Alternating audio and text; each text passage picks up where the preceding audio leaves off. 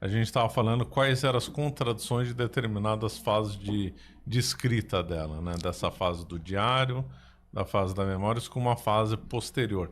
Que contradições você viu nesses textos? Pois bem, quando eu comecei a fazer essa investigação sobre a falsa irmã Lúcia, eu parti do pressuposto de que algo havia acontecido com a Lúcia I por volta de 1960 e que, a partir daí, ela não teria mais aparecido. E que aquela mulher que apareceu em 1967 e daí para diante não era mais ela. Porém, com as investigações, eu percebi que as coisas não eram tão simples assim. E quem me ajudou com isso foi a Raquel, a sua esposa, que me indicou uma perita grafotécnica aqui de São Paulo. E eu apresentei para essa perita alguns documentos manuscritos da irmã Lúcia. Por quê? Porque eu tinha uma dúvida muito grande com uma carta de 1982. Essa carta de 1982 é que vai estabelecer essas contradições de forma mais definitiva. O que é essa carta de 1982? O Vaticano, quando publicou O Segredo, em 2000, veio junto com um documento chamado Documento de Fátima. Isso consta na página do Vaticano, na internet. Esse texto é uma compilação de várias coisas que foi assinado pelo cardeal Bertone.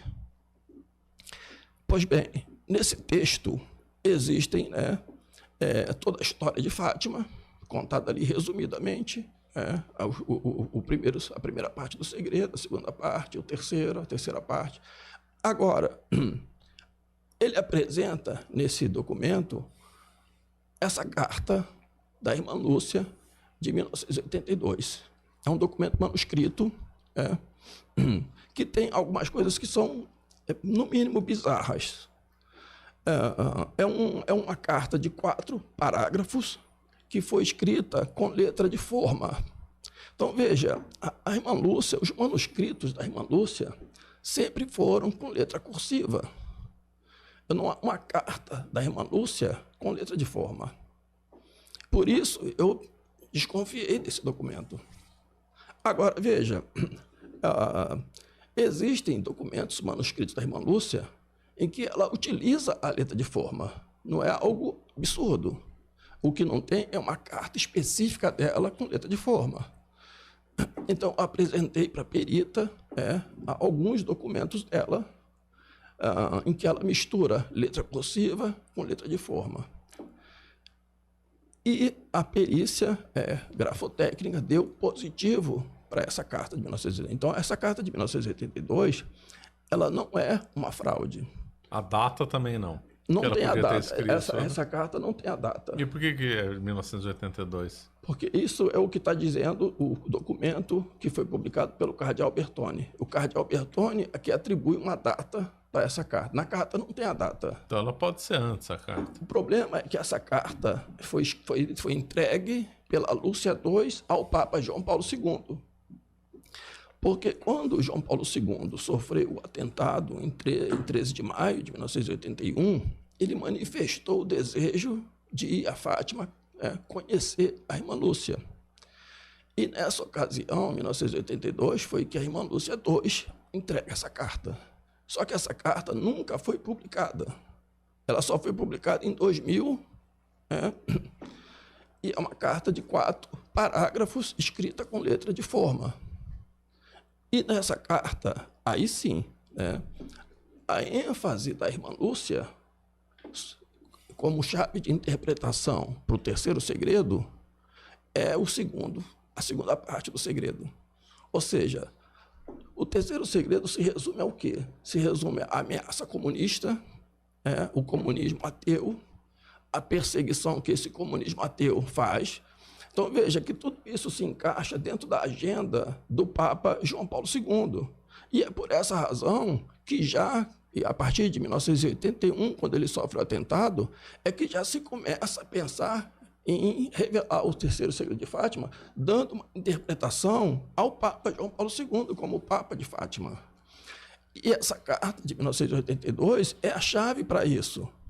Então, quando o cardeal, o Sodano, faz aquela interpretação do segredo em Fátima, em 2000, essa interpretação dele, é ele que atribui o segredo de Fátima ao atentado que João Paulo II sofreu. Que não dá para engolir, né?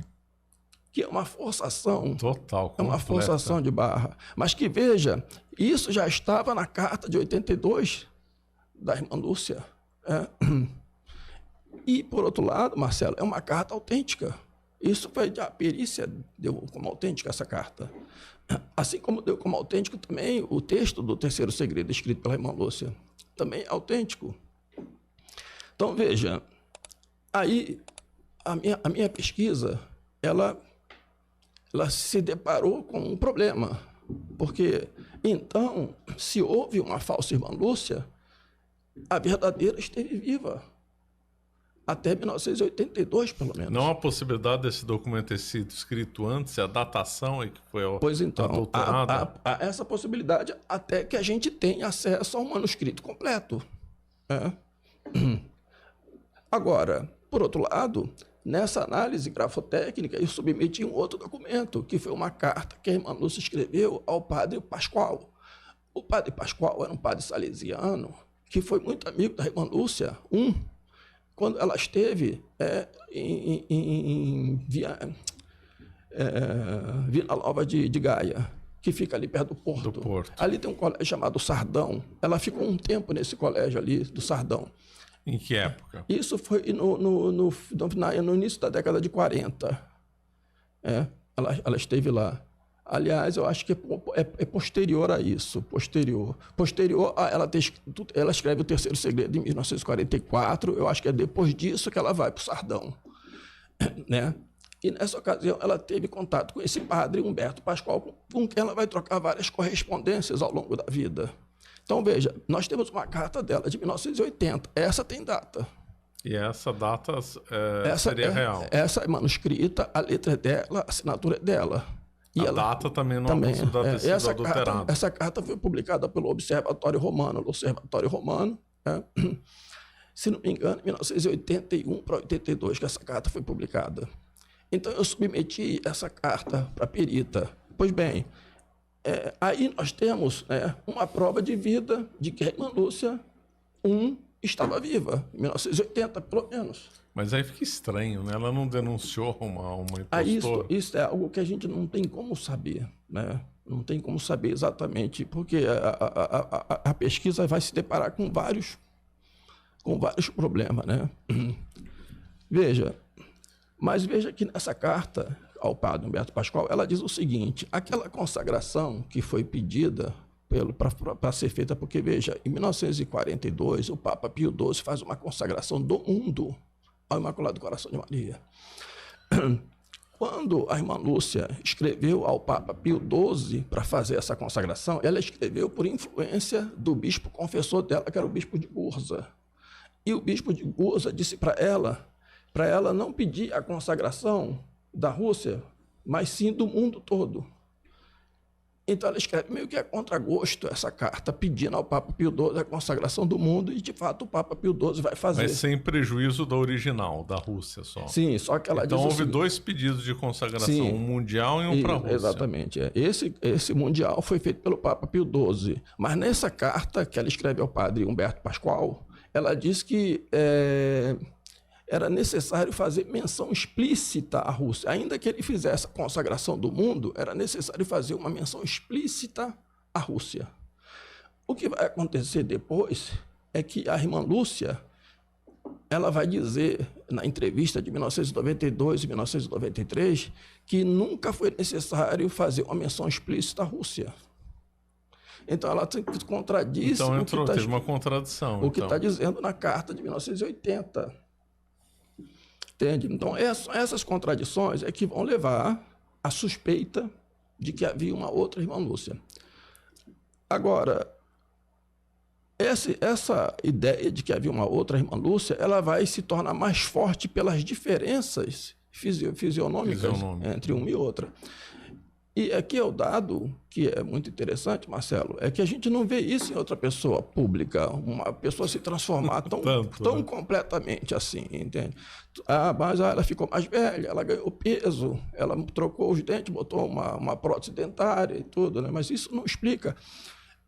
Então, a Mary Howard faz uma comparação de fotografias e deixa isso, né, muito evidente.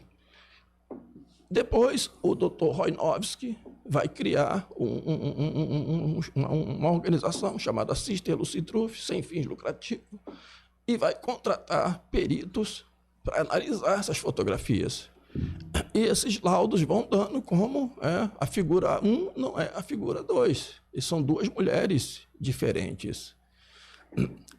Aí, os que são mais exagerados, né, vão dizer que não houve apenas uma falsa irmã Lúcia. Teve três. Teve duas. Na realidade, o que se aponta é que a mulher que apareceu em 1967 é a mesma que morreu em 2005. Tá. Mas a de 67 não é a mesma que esteve em Tui, na Espanha, e depois entrou no Carmelo. Então, esse é o que foi conclusivo em todos os laudos. Esses laudos, eu não pude publicá-los no meu livro, porque o Dr. Roinovski não permitiu que se publicasse esses laudos. Então, o que eu faço é um comentário sobre esses laudos e indico ali. Esses laudos estão disponíveis na internet? Estão disponíveis em Sister Lucy Truth. Vai na página e ali você vai ter acesso a esses laudos. E ali os peritos vão... Eu entrei nesse site, já conheço. Agora, o Dr. Roinovski, ele parte do pressuposto que a verdadeira Lúcia desapareceu em 1960. Eu, pelo que eu investiguei e pela documentação, eu concluo que pelo menos até 1980 ela estava. Mas eu não consigo explicar como é que ela estava viva enquanto havia uma outra se passando por ela. Não seria mais fácil sustentar que ela teria substituído em 60 e apenas a data foi adulterada lá em 82 e 80? Mas o problema é que existe uma série de documentos, entendeu? Por exemplo, esses documentos indicam muitas contradições dela. Por exemplo, eu mencionei a carta de 82, em que ela resume a interpretação do terceiro segredo, a segunda parte do segredo. O problema é o comunismo, tal, etc. Porém, existe uma outra carta dela, de 1970, ao Papa Paulo VI, em que ela diz que algumas coisas que ela mencionou, né, sobre o terceiro segredo, ficam faltando explicações. Então, ela sugere que existe algo mais grave do que aquilo que ela expõe em 1982 na carta. E, por outro lado, todas as pessoas que leram o terceiro segredo sempre disseram a mesma coisa, que se tratava de apostasia e da fé. E da fé. Inclusive aquele famoso do Pio XII, quando ele ainda era cardeal, né? Pois é, o Pio XII fala isso expressamente. E todos os que leram o terceiro segredo dizem a mesma coisa. Dá outros exemplos de outros. Uma crise de fé. Por exemplo, o próprio cardeal Ottaviani, Capovilla leu também. O Malak Martin dizia isso. Apesar de que o Malak Martin mas é sempre... no meu livro tem uma lista... E também tem uma entrevista do, então, cardeal Ratzinger sobre isso no meu livro, 30 Giorni. Sim, no meu livro eu conversei com a Mike Hickson. A Mike Hickson é uma jornalista, né, de origem alemã, e ela publicou em 2016 uma entrevista do padre Ingo Dollinger, muito interessante. Tá. Esta entrevista eu coloco no meu livro. O Ingo Dollinger era amigo pessoal do cardeal Ratzinger, que seria o futuro Papa Bento XVI, né? E quando o Vaticano revelou a terceira parte do segredo, o padre Ingo Dollinger foi conversar com o cardeal Ratzinger, e o cardeal Ratzinger disse para ele que, de fato, havia algo mais que o Vaticano não tinha publicado. e que esse algo mais era algo sobre uma má missa e um mau concílio. Então, são palavras do Ratzinger.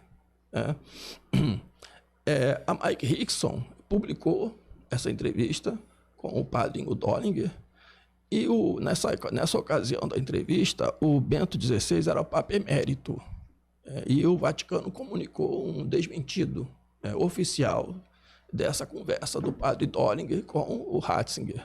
Eu não sabia desse desmentido, né? Desmentido, mas o padre Dollinger reafirmou em seguida.